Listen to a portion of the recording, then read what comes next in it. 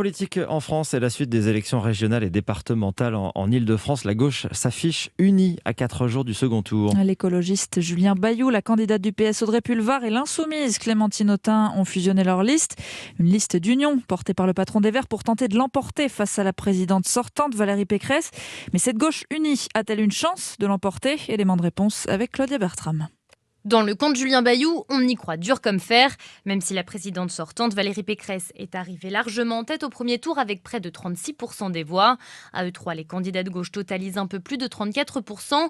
On est au coude à coude, répète-t-on dans leurs entourages. Mais les additions se font rarement aussi facilement. La politique, c'est pas de l'arithmétique, c'est de la dynamique, explique un socialiste qui l'assure. La dynamique est là. Depuis qu'ils ont topé lundi après-midi, Julien Bayou, Audrey Pulvar et Clémentine Autain multiplient les déplacements ensemble pour afficher leur unité.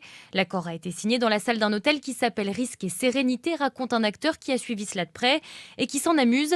Risque pour Valérie Pécresse, sérénité pour la gauche. Un écologiste veut croire que la possibilité de bascule peut mobiliser les troupes dimanche. Valérie Pécresse a bien identifié le danger et s'emploie à dénoncer une gauche extrême. Bref, c'est à la liste qui mobilisera le mieux. Claudia Bertram du service politique.